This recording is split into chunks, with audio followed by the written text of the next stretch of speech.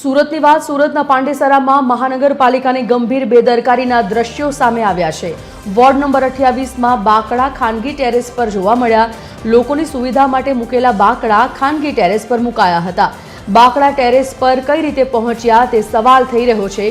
શું મનપાના બાકડા હવે ખાનગી થઈ ગયા છે? શું મહાનગરપાલિકા સાથે કોઈ સાંઠગાંઠ હશે?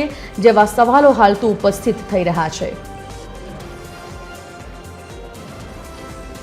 સુરત પાંડેસરા વિસ્તારની આ ઘટના, જ્યાં મહાનગરપાલિકાના બાકડા જે ટેરેસ પર જોવા મળ્યા હતા।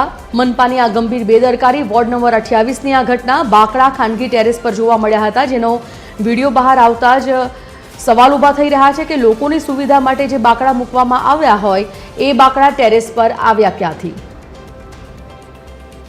સંવાદદાતા દિવ્યેશ પરમાર ફોનલાઈન પર જોડાઈ ગયા છે। દિવ્યેશ, મનપાના બાકડા ટેરેસ પર જોવા મળ્યા, શું છે આ ઘટના આખી?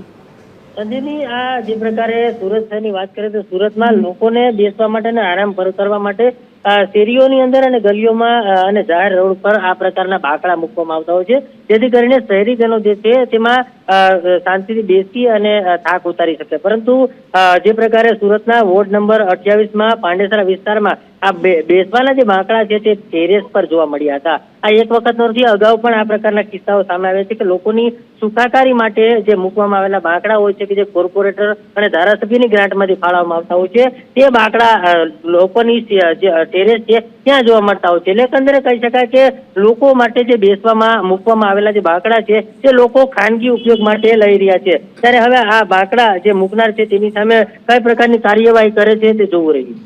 ધન્યવાદ જાણકારી બદલ દિવ્યેશ।